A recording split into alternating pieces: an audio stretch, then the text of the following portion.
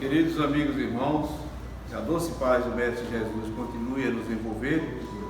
Mais uma tarde de quarta-feira, onde se renova o nosso prazer, a nossa alegria de estarmos aqui nesse ambiente que para nós funciona como um verdadeiro oásis no meio dessa confusão, que nós nos encontramos aí no nosso dia a dia, e aqui viemos recolher um pouco da paz que Jesus disponibiliza para nós.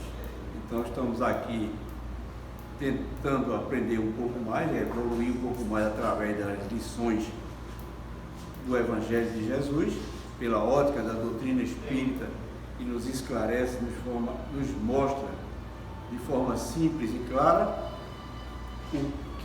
o objetivo de Jesus aqui na Terra, que é ensinar para a gente o amor. Então, para quem nosso amigo tem o tempo suficiente, vamos fazer uma prece para iniciar. Querido amigo Jesus, nós estamos agradecidos pela oportunidade de estarmos aqui reunidos em Teu nome, em nome de Maria de Nazaré, em nome de Deus nosso Pai, acompanhados por esses amigos espirituais que sempre costumeiramente chegam a acolher o nosso ambiente, e o nosso irmão Aire de Lacerda, que coordena o nosso trabalho do plano espiritual. Nós pedimos que nos dê a inspiração para que nós possamos compreender melhor o que nosso irmão vai trazer para nós aqui nesta tarde. E assim, certos da assistência dos nossos amigos espirituais, lembrando dos nossos irmãos que estão lá fora, os que frequentam esse ambiente não puderam aqui estar, e os nossos irmãos que ainda nem acreditam, nem conhecem que Jesus nos ama e veio representar Deus, que é o amor maior. E assim, certos da tua paz, da amizade desses queridos amigos, nós iniciamos nossa reunião doutrinária da tarde de hoje. Paz e alegria para todos nós. A palavra do nosso irmão, até às 13. Faltando 5, eu me levanto e fico aqui de lado para fazer pressão. Tá certo. Obrigado. Boa tarde a todos. Chamam-me Márcio de Moraes. Eu venho do Guilherme Domênico de Olinda. Trago um abraço fraterno. O Guilherme Domênico chama-se Centro Grupo de Fraternidade Espírita Guilherme Domênico e está ligado à Federação Espírita Pernambucana e também adesão à OSCAL, que é a Organização Social Cristã Espírita André Luiz. É um braço hoje da FEB. E nós temos muito forte em nosso trabalho a fraternidade. Sempre nós nos autodenominamos, além de espíritas, fraternistas. Então somos espíritas fraternistas.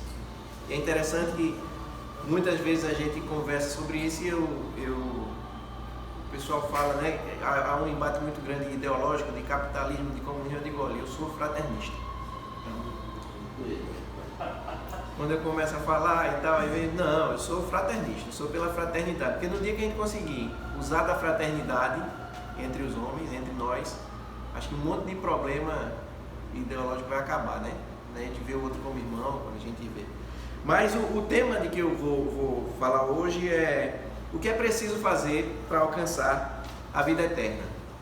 É uma pergunta que foi colocada algumas vezes e é interessante porque a gente vê algumas denominações cristãs, que falam muito na salvação e assim, para ser salvo, Jesus veio, tem uma música, Viemos para adorar, Jesus nasceu para nos salvar e o sonho do homem é ser salvo, Todo mundo quer ser salvo.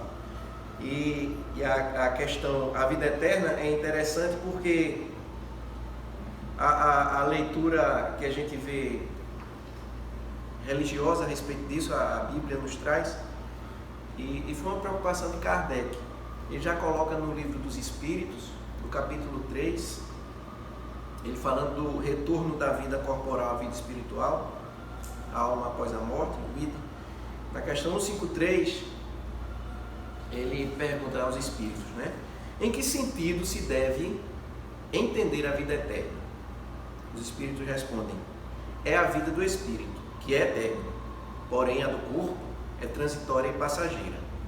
Quando o corpo morre, a alma retorna à vida eterna, é a outra vida, né?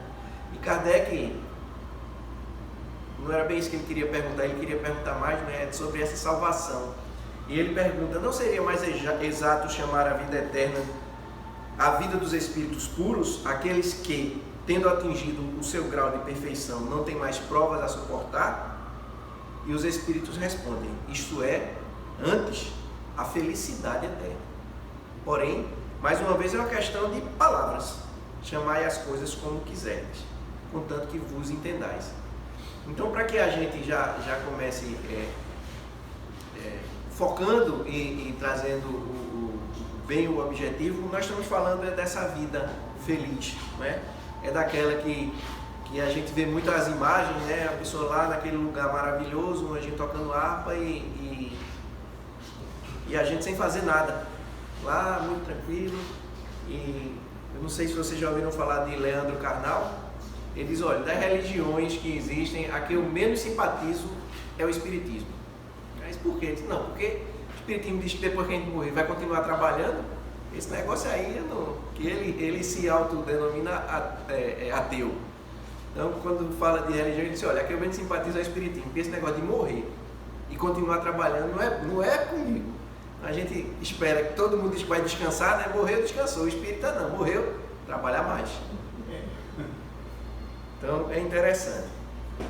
Então, falando dessa vida eterna, que de fato é a salvação, como se diz, a gente tem no Evangelho de Lucas, no capítulo 10, os versículos 25 a 37, Jesus é arguído por um doutor da lei. E eu vou ler ipsis literis como está lá, para a gente não perder o conteúdo, como ficou.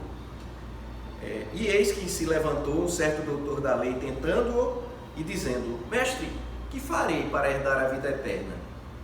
E ele lhe disse: que está escrito na lei? Como leis? Então, se está escrito na lei, a gente tem que ler como está na lei, né? Ele diz: amarás ao Senhor teu Deus de todo o teu coração e de toda a tua alma, e de todas as tuas forças, e de todo o teu entendimento, e ao teu próximo como a ti mesmo. E disse: respondeste bem, faze isso e viverás. Ele, porém, querendo justificar-se a si mesmo, disse a Jesus: e quem é meu próximo? E respondendo Jesus, disse: eu não sei se vocês já ouviram falar, todo mundo já deve ter ouvido falar, mas eu gosto sempre de ler de novo. Ele fala da parábola do samaritano. É eu acho um dos ensinamentos mais... Lucas, ele traz muitos ensinamentos interessantes, porque ele fez um compêndio, né? Ele sai fazendo entrevistas, e Lucas, ele não conviveu com Jesus. Ele não teve esse privilégio que outros apóstolos tiveram. Outros evangelistas tiveram. E ele conta que descia um homem de Jerusalém para Jericó e caiu nas mãos de salteadores, os quais o despojaram e, espancando-o, se retiraram, deixando-o meio morto. E ocasionalmente descia pelo mesmo caminho certo sacerdote, que vendo-o passou ao largo. E de igual modo também um levita, chegando àquele lugar e vendo-o, passou de largo. Mas um samaritano que ia de viagem chegou ao pé dele e vendo-o, moveu-se de íntima compaixão. E aproximando-se, atou-lhe as feridas, deitando-lhes azeite e vinho, e pondo-o sobre o seu animal, levou-o para uma estalagem e cuidou dele. E partindo no outro dia, tirou 2 dinheiros, deu-os ao hospedeiro e disse-lhe: cuida dele, e tudo o que demais gastares, eu te pagarei quando voltar. Qual, pois, desses 3 parece que foi o próximo daquele que caiu na mão dos salteadores? E ele disse: o que usou de misericórdia para com ele. Disse, pois, Jesus: vai e faze dessa maneira. Então está aqui, já temos uma primeira orientação a respeito de como alcançar essa tal felicidade. Tem até uma música que fala disso, né? Como é que eu vou fazer com a tal liberdade? Troquei. Mas vamos lá. Ele deu uma primeira amostra de como a gente atingir essa tal felicidade. E ensinando-nos num pequeno trecho, que eu acho que eu levei algo mais do que 3 minutos para ler. Nesse pequeno trecho ele nos ensinando sobre pessoas, nos ensinando a não ter preconceitos. Eu não sei se vocês sabem, mas os samaritanos que vinham da região da Samaria, é como se eles fossem judeus, hebreus de segunda classe. Seria o equivalente hoje que nós da classe média achamos dos nossos amigos menos afortunados, os que moram em comunidades, mais ou menos por aí. E nós temos o hábito e o preconceito de julgá-los ignorantes, ou o povo fala muito, né, da criminalidade que existe na comunidade, e a gente generaliza. E era mais ou menos assim. O povo hebreu, eles achavam que aquele povo ali era hebreu, mas não era tão hebreu assim. Eles eram um povo hebreu de segunda classe. E Jesus vem com seu ecumenismo, né? A gente até vê que aqui é um espaço ecumênico, né? Então vejam que interessante. E Jesus vem com seu ecumenismo, ele não fala de... Você não vê em nenhum momento Jesus falando assim, seja judeu que você vai ser salvo. Não, ele sempre fala como agir. Então, ser espírita não vai salvar a gente não, gente. Vamos tomar cuidado, porque só traz, como disse Karnal, só traz responsabilidade esse negócio, é mais trabalho ainda. Diz que muito é dado, muito é cobrado, né? E Jesus já começou dando essa lição. Ter compaixão, primeiro, ter compaixão com aquele que está ali sofrido, e segundo, não ter preconceito, não ser preconceituoso e atender às necessidades sem se preocupar com quem você está ajudando. Tem uma passagem interessante de Madre Teresa, que ela está auxiliando uma pessoa lá em Calcutá, que é na Índia, né? Vocês sabem que lá o povo é hindu, e aquele homem sendo ajudado, ele perguntou para ela e disse, mulher, qual é a tua religião? Ela disse, minha religião é o amor. E assim ela respondeu para ele, que a religião dela era o amor, e que o objetivo dela era cuidar do próximo, né? Ela usou bem esse ensinamento. Mas essa receita não é bem uma receita de bolo. A gente vai observar que nós estamos alocados em vários locais na sociedade, né? Eu trabalho no IMIP, vocês devem ter ouvido falar, no hospital. Não sou médico, trabalho na área de tecnologia, da informação, trabalho com os computadores. Minha mulher diz que eu sou médico de computador, porque de madrugada eu sou chamado lá porque o computador parou e o hospital, tal como aqui, não para, né? Aqui a gente está fornecendo energia o tempo todo, lá a gente está atendendo o paciente o tempo inteiro. Então, às vezes eu sou pego na madrugada e tenho que ir para o hospital ser o médico dos computadores.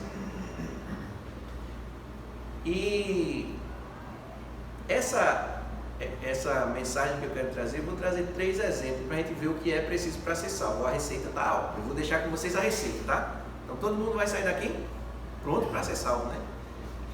Eu estou tentando ainda, viu? Não, eu acho que não é muito fácil. A gente tem uma caminhada aí longa de aprendizado, mas a gente já acordou, né? Acho que o que é bem legal é isso, é que a gente já acordou, a gente já sabe o caminho. De vez em quando a gente dá uma desviada, vai ali, dá uma saidinha, pega um atalho, mas a gente sabe qual é o caminho. Então, sabendo qual é o caminho, é mais fácil voltar para ele. Não sei se vocês conhecem a parábola do mancebo rico, também está lá em Lucas, como eu falei, Lucas das histórias. Então, estava Jesus com seus discípulos e perguntou-lhe um certo príncipe, está em Lucas capítulo 18, versículos de 18 a 25. Perguntou-lhe um certo príncipe dizendo, bom mestre, o que hei de fazer para herdar a vida eterna? Jesus lhe disse, por que me chamas bom? Ninguém há bom senão um, que é Deus. Ele já levou uma atravessada, né? Jesus nos conhece no âmago. Sabes os mandamentos? Não adulterarás, não matarás, não furtarás, não dirás falso testemunho, honra a teu pai e a tua mãe. E disse ele: todas essas coisas tenho observado desde a minha mocidade. E quando Jesus ouviu isto, disse: ainda te falta uma coisa. Vende tudo quanto tens, reparte pelos pobres e terás um tesouro no céu. Vem e segue-me. Mas ouvindo isso, ele ficou muito triste, porque era muito rico. E vendo Jesus que ele ficara muito triste, disse: quão dificilmente entrarão no reino de Deus os que têm riquezas. Porque é mais fácil entrar um camelo pelo fundo de uma agulha do que entrar um rico no reino de Deus. Curtinha, mas aqui a receita era diferente. Não é igual para todo mundo, não é? Eu acho que tem a ver com nossas necessidades, será? Nossos desafios. Enquanto ele tinha era um homem preconceituoso, elitista, né? Os doutores da lei eram assim. Acho que até hoje, né? Os doutores da lei em geral, eles são assim. Ou nós que temos um pouco mais de conhecimento também somos um pouco elitistas. Era um. Já para o mancebo rico, ele de fato tinha uma boa índole, mas ele tinha um outro desafio. Que alguém consegue imaginar qual era esse desafio que ele tinha? O apego, né? O apego aos seus bens materiais. Não é porque ele era rico, é por causa do seu apego a bens materiais. Porque mais adiante a gente vai ver, tem uma história muito interessante, eu acho que é um dos livros de Chico, uma psicografia de Humberto de Campos, que é O Mancebo Rico. E ele conta bem a história, como era que o mancebo, como é que ele foi, e depois ele chega nessa parábola, no momento do encontro. É bem, bem interessante. Eu ia até anotar, mas não lembrei. No livro Boa Nova, a gente vê outra receita, já é uma terceira. Nesse ele disse: abandona teus bens e me segue. Vocês já ouviram falar de Joana de Cusa? Não é? Joana, ela era uma mulher que era casada com um homem chamado Cusa. Cusa não era um local, era um homem chamado Cusa, que ele era intendente do imperador naquela cidade. E Joana era uma mulher de muita fé, ela sempre acompanhava Jesus. Existiam 3 mulheres que sempre acompanhavam Jesus, mas Joana é uma personagem muito, muito interessante, muito, muito importante nesse contexto. Joana vivia muito, tinha um casamento que era muito difícil, porque o marido dela era um homem de política e ela conta que ele não tolerava a doutrina do mestre, que não era bem o hebraico, ele tinha essa coisa de trazer algo novo, mas ele, uma hora quando estava com os romanos, os seus deuses pagãos, ele estava lá, fazia festa e tal, com os deuses pagãos, e comungava, e o que tivesse lá para fazer, dos seus rituais ele fazia.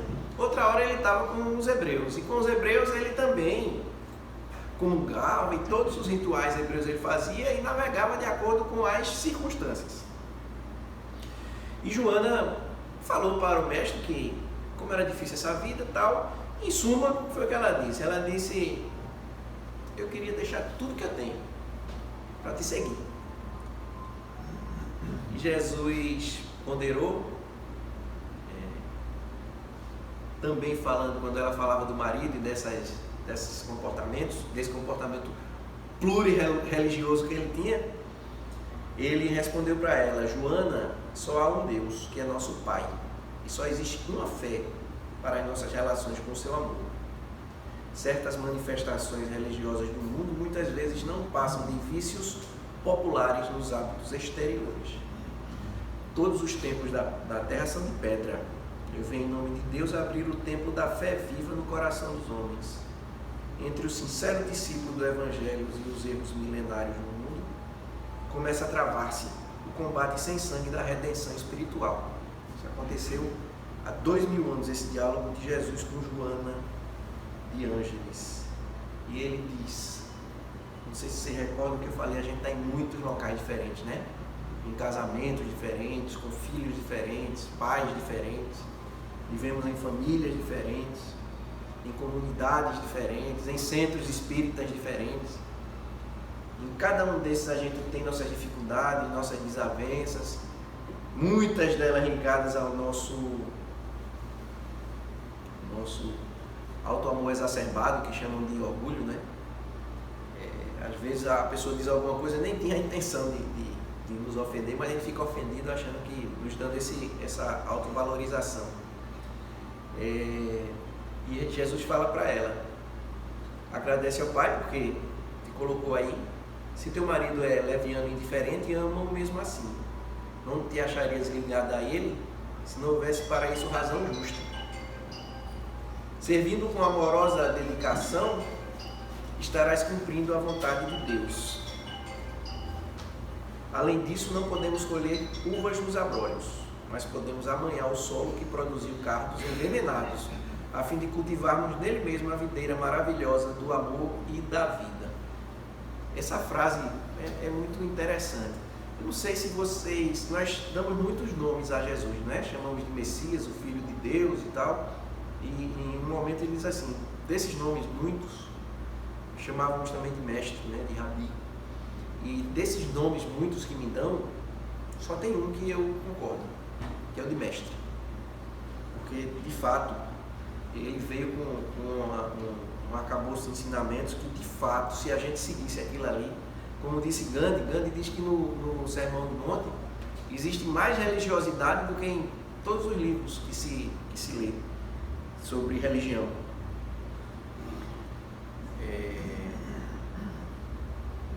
E quando Jesus fala que a gente não pode colher uva de abrolhos, ele diz assim, não adianta, dessa árvore aqui você não vai conseguir colher uva, tem que ser da videira. Mas a gente pode preparar o solo. E nesse solo, a gente preparando, a gente pode plantar uma coisa diferente. E esse solo é o nosso coração, né? A gente pode preparar o nosso coração, fazer esse trato da terra para plantar ali o que é necessário, a gente colocar, adubar, a gente preparar nesse sentido, a gente escutando coisas boas, observando as coisas que estão ligadas a que nossa consciência nos aprova como salutares. Também o Livro dos Espíritos, Kardec pergunta onde é que está escrita a lei de Deus, e os Espíritos respondem, na tua consciência. Então a gente sabe. Eu sempre, quando estou conversando, para mim isso é uma conversa, eu chego para as pessoas e pergunto, quem aqui já fez coisa boa? Para ver se nós acordamos. Quem já fez coisa boa aqui? Quem fez coisa boa, levanta a mão. Quem já fez coisa ruim? Levanta a mão. Quando você fez coisa boa, como é que você se sentiu? Realizado, satisfeito. Bem, né? Paz e bem, feliz. Quando você fez, mesmo que ninguém sabe, você deu aquela mancada, aquela escorregada que a gente dá de vez em quando, mesmo que ninguém tenha percebido, como é que você se sentiu? Arrependido, envergonhado, com pesar de consciência. Aí, né? Mais alguma coisa? Vamos lá? Triste? Envergonhado, a palavra Envergonhado, é bom. Eu uso muito triste também. Porque a gente fica meio que decepcionado, como você falou, envergonhado em relação ao outro, né? Não, a si próprio. Por ter entrado no paradoxo de defender algo e ter praticado o contrário. O contrário, né? A gente é paradoxal mesmo. E eu fico triste também. Outra coisa que eu me sinto é triste caramba, estudando esse tempo, lendo, conversando, tal, e depois ainda falo mal dos outros que não tem acesso a nada disso, e quando agem da forma como eu agi. Eu tenho um temperamento meio alterado, então quando eu fico bravo, e minha filha, a pequenininha, eu tenho uma pequenininha de 8 anos, ela fala, papai tá bravo. Eu estou bravo. Ela fica assustada e já se aquieta. Eu digo, o papai vai ficar bravo com você. E Jesus disse a Joana, volta lá e vai viver com teu marido. 3 perguntas iguais para 3 respostas diferentes, né? Onde é que a gente tem que estar? Onde é que está a minha missão? E Joana voltou e foi conviver com seu marido. Eu não sei se vocês sabem, mas Joana, o marido de Joana, porque na política a gente até vê isso hoje, né? Uma hora é feita uma roda gigante, né? Uma hora a gente está lá em cima. Acho que no Brasil hoje dá para a gente ver bem isso, né? Que as coisas, uma hora a gente está lá em cima, daqui a pouco dá uma virada, a gente está lá embaixo. Na outra virada, está lá em cima. A gente vê muito isso, na política especialmente. E alguém que era muito importante, deixa de ter importância, o grupo que era contra consegue uma hegemonia, derruba aquele outro, daqui a pouco aquele outro grupo derruba aquele outro, e assim a gente vai vivendo nesse mundo, né? O homem no mundo. A gente vive e vê isso acontecendo. Eu tento só emanar amor, mas às vezes a gente se aborrece, seja lá o lado que a gente esteja mais identificado, a gente sempre se aborrece. E Jesus diz assim para Joana: Joana, o apostolado do Evangelho é o de colaboração com o céu. Nos grandes princípios de redenção, ser fiel a Deus, amando teu companheiro do mundo como se fora teu filho. Não percas teu tempo em discutir o que não seja razoável. Deus não trava contendas com as suas criaturas e trabalha em silêncio por toda a criação. Vai, esforça-te também no silêncio, e quando convocada ao esclarecimento, fala o verbo doce e enérgico da salvação, segundo as circunstâncias. Volta ao lar e ama o teu companheiro como o material divino que o céu colocou em tuas mãos, para que dá-lhes uma obra de vida, sabedoria e amor. Vai, filha, ser fiel. Alguns anos se passaram e no ano 68 Uza caiu, foi assassinado, toda a riqueza que ele tinha. Não sei se vocês sabem, mas antigamente a mulher não tinha nem alma, né? Não sei se vocês já ouviram falar disso. Mas naquela época não se considerava que a mulher tinha nem alma. Então, depois a gente passou por isso, a mulher passou a ter alma. Depois diziam que os negros não tinham alma. Passando por isso, hoje os negros têm alma. Hoje disse que o feto não tem alma, né? Acho que a gente também vai passar por isso e vai dizer que o feto, a vida que está por vir, tem alma também. E aí a gente vai começar a ver. E eu vejo que tudo isso passa pela fraternidade, né? Fraternidade por aquele que está por nascer, a fraternidade por aquele que está por morrer, por aquele que tem uma cor de pele diferente. É quando se fala, né? Eu sou fraternista. E em 68, Joana, que começou a seguir o Cristo mais de perto, começou a perseguição aos cristãos e ela continuou, Jesus já tinha ido, né? Foi aos 33, não sei se vocês sabem disso. Então vou contar uma novidade, Jesus morreu aos 33, né? Segundo as escrituras. No ano 68, ela é capturada com o filho e é levada para a fogueira. E na fogueira o carrasco pede que ela repudie Jesus. Abjure, repudia Jesus, minha mãe, o filho pede. Chega, está ela e o filho amarrado lá no tronco da fogueira. Não vês que nos perdemos? Abjura por mim que sou teu filho. Quando ele pediu isso, ela sentiu. Então, pela primeira vez, nos olhos da Marte corre a fonte abundante de lágrimas. As rogativas do filho são espadas de angústia que lhe retalham o coração. E ele pedindo: abjura, abjura. Joana ouve aquilo e lembra daquelas últimas palavrinhas de Jesus: vai, filha, ser fiel. Olha para o filho e diz: cala-te, meu filho. Jesus era puro e não desdenhou o sacrifício. Saibamos sofrer na hora dolorosa, porque acima de todas as felicidades transitórias do mundo é preciso ser fiel a Deus. E o povo numa festa, como a gente vê hoje, né? Também, outro dia alguém filmou um policial atirando no assaltante que estava com uma mulher ali, e o pessoal fez festa. Eu lembrei de quando se clamava nas arenas, né? Se clamava nessas fogueiras. Como nós ainda não conseguimos superar isso, né?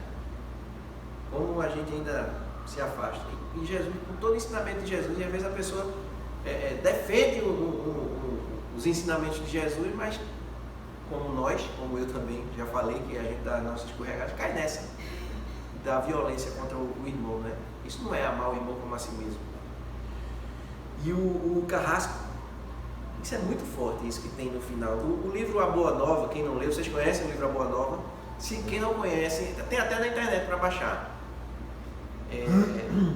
Eu tenho o livro. O livro é lindíssimo. As crônicas de Humberto de Campos são todas lindas, emocionantes. Tem uma sobre Maria que é assim, tocante. Quando Jesus é capturado, como ela se sente, quando ela vai assumindo a condição de filha de Deus e de que está disponível, né?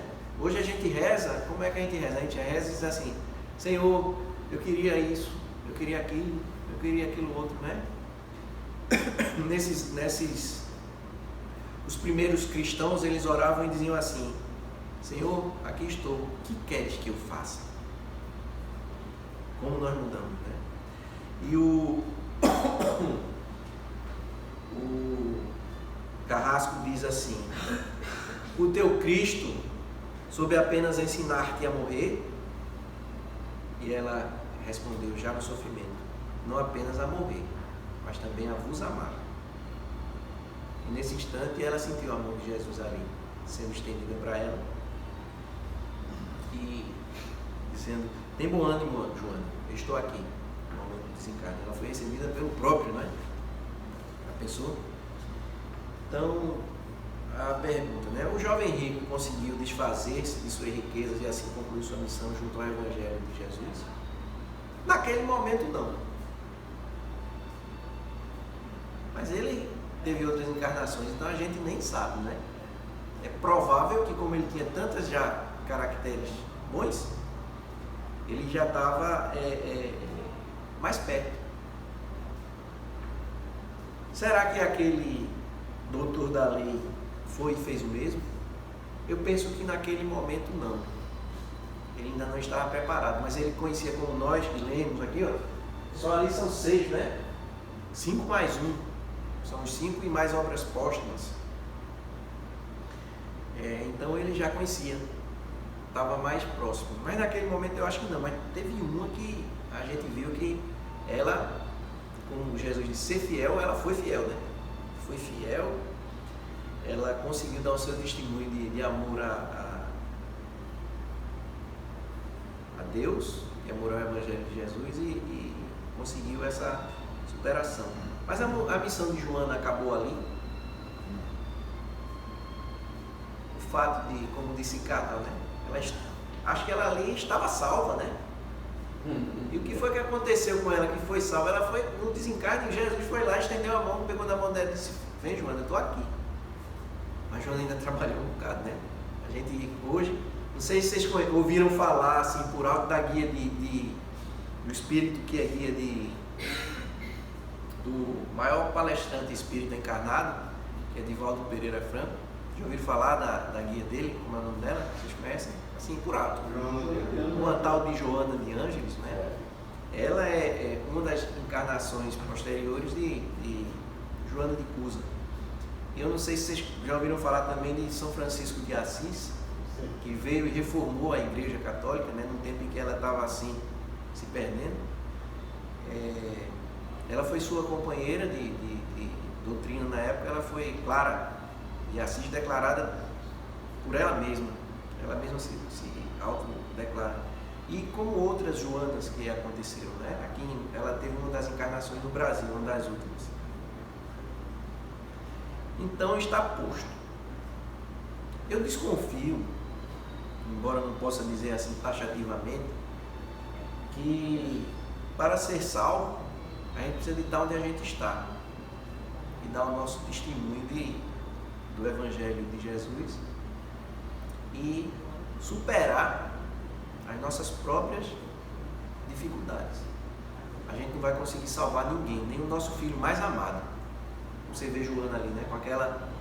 seu filho revoltado, porque seria amor.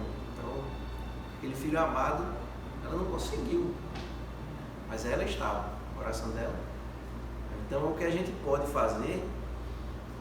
O pessoal fala de dar exemplo, eu falo de dar testemunho. A gente tem que estar sempre dando testemunho dessa... O pessoal às vezes me pergunta assim, você acredita em reencarnação? Eu respondo não. Eu não acredito em reencarnação. Vocês acreditam? Eu não. Eu também não. Já tem dois aqui que não acreditam, né? Já tenho a certeza, né? Porque eu tenho certeza que ela existe. E eu acho que é um caminho. É o método que é usado. E a saída é essa fraternidade. Que a gente vê no livro de Chico, ele diz que Meimei, que é um dos espíritos guias lá que conversa com o Chico Xavier, ela diz que a fraternidade é o amor que se expande. Então a gente, quando fala amor, é uma palavra muito abrangente, mas a fraternidade, o amor é muito assim, a gente sente, né? O filho, a nossa mulher, o nosso irmão, tem aquele amigo que a gente às vezes ama mais até do que um irmão que a gente tem. A fraternidade não, a fraternidade é quando a gente consegue que isso, a gente olhe para aquele lá que nada tem a ver comigo, veja nele o irmão e não o inimigo. Eu acho que passa por aí. Vamos caminhar. Para alcançar essa vida eterna, a gente tem que caminhar. Agradeço. Passei um pouquinho do tempo, né? 5 minutos. Ainda temos 5 para encerrar. Eu acho que tem a prece também, não é? Agradeço a oportunidade de Marco Polo ter me chamado para estar aqui. Falar de Jesus é sempre salutar do Evangelho de Jesus. O Espiritismo traz essa visão aberta, ampla, que nos permite um atalho, não aquele atalho que eu falei, mas um salto, vamos dizer assim, na nossa qualidade de observação do amor de Deus e do amor que a gente tem que dedicar ao nosso próximo. Agradeço a todos vocês por estar aqui e a providência divina de permitir que eu possa conversar com você, mesmo sendo uma pessoa que ainda precisa de tanto para ser corrigido. Boa tarde. Nós aqui agradecemos também, né? Sabemos até que você dispensa o agradecimento, mas por uma questão de educação nós agradecemos a sua vinda até aqui. Agradecemos também a presença de todos que estão aqui, encarnados e desencarnados. E a gente vê que essa questão do preconceito, depois de tanto tempo, ainda persiste, né?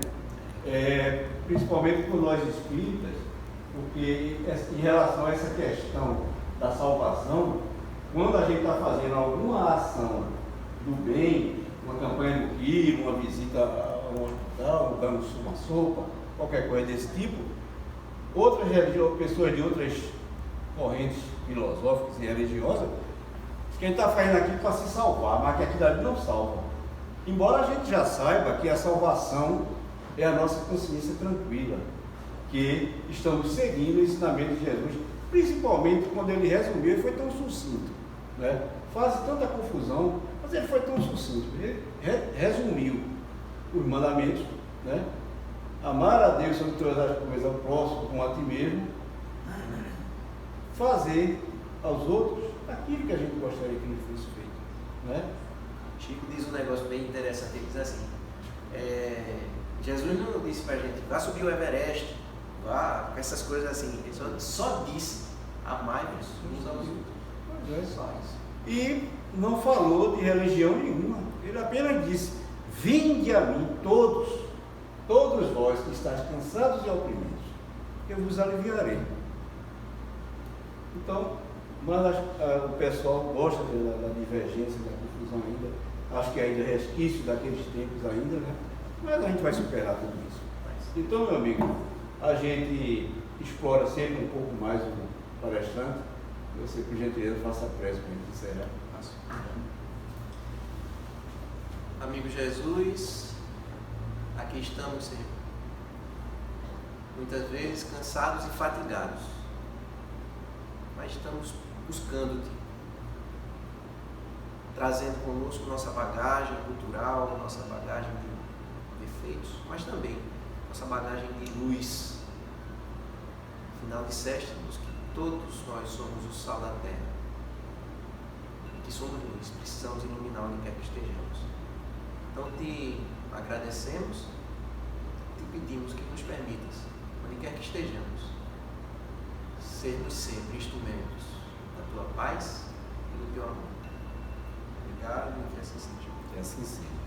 E assim, querido amigo Jesus, agradecidos mais uma vez, temos um pedido a fazer. Que toda emanação de amor, toda energia positiva seja transformada em bálsamo benéfico, em fluido salutar e seja levado, Senhor, a todos os nossos irmãos que estão passando por dificuldades, que estão com o coração aflito e estão sofrendo por algum motivo, que esse bálsamo sirva de alívio para a sua dor e principalmente de iluminação da sua consciência para a compreensão de que o objetivo de Deus, e Deus espera de todos nós, é que simplesmente amemos uns aos outros como amamos a Ele mesmo. Que Deus nos abençoe, que a paz de Jesus esteja sempre conosco. Está encerrada a nossa reunião. Sim, aí tem um abraço assim da muito obrigado. Eu vou receber aqui. É o que entra e o que sai. O meu filho, posso? Tem problema não. Meu filho, todo mundo, e ninguém me filma. Um abraço para aparecer também. Vamos lá, testemunhar meus amigos da história. Também esteve aqui, né? Estivemos juntos.